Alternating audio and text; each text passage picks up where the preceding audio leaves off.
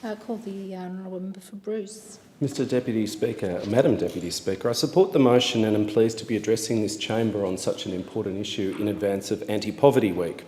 I'll focus my remarks on Australia, although we could of course spend much time talking more broadly about the global poverty issues. Look, the motion is fine as far as it goes, but it seriously understates the issue. And look, the member for Goldstein is not always known nationally for his modesty or understatement, or indeed care for inequality that I've heard in many of his public remarks. So in that sense, the motion is progress or an achievement. Now, it's true that Australia is prosperous and has a high standard of living, but to say that poverty remains an issue for some people seriously understates the problem. I'm going to allow myself a brief Mayor Quimby moment from The Simpsons, one of my favourite characters, and quote myself. In my first speech, I said, I worry that the language of social justice has become too soft in this country and that we must speak more clearly about poverty and stark, indefensible and growing inequality.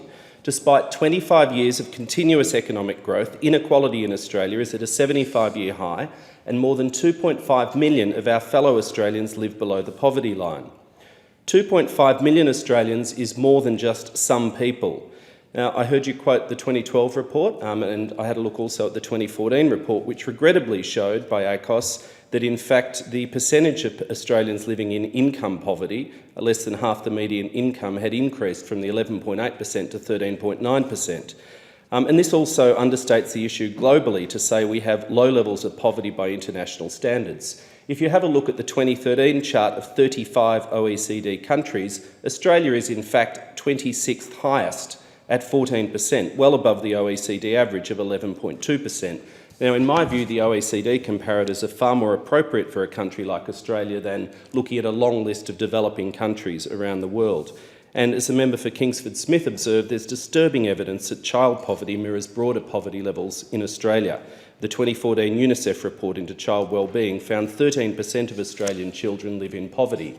These are just numbers, but behind them there are kids going hungry every night in Australia without the basics to be well and to succeed.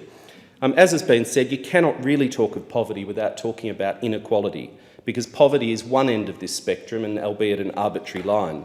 Inequality, growing inequality, is one of the most important macro issues in the world at present.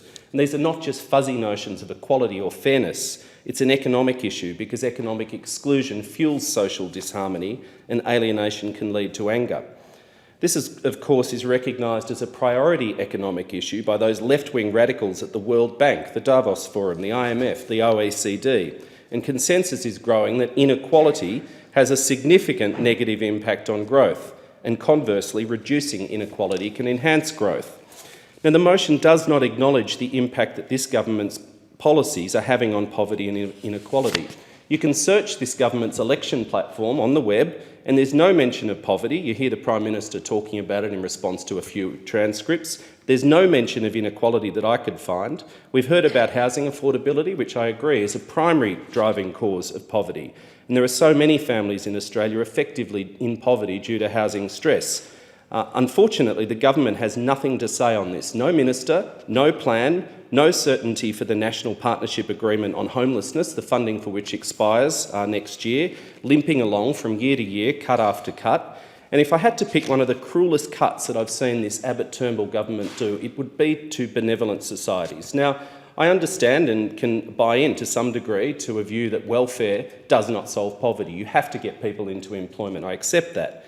But if you pick the cruelest cuts, it'd have to be those which were made in the 2014 budget to benevolent societies. The $100,000 that the Springvale or Dandenong Benevolent Society got to feed the poorest in our community, people who had literally nothing, no blankets, no saucepans, and the government absented the field. And look, the final point I'd make is just recently the Social Services Minister announced plans to force some young job seekers into poverty, forcing them to wait 4 weeks to be eligible for Newstart. This is disgraceful. Poverty is not a personal choice. For most people, unemployment is not their preference. For most people, unemployment is a failure of the market or governments, not the individual.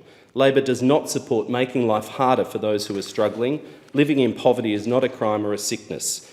And listening to some people on the right of politics, not the rhetoric we've heard today, and their relentless quasi-religious focus on economic efficiency and letting the market rip, I can't help getting the feeling they'd seriously consider ploughing poor people into the fields for fertiliser if it was a more economically efficient use of their carbon. Not that many of them believe in carbon. But I commend the motion. It's a platform to have a discussion. Thank you.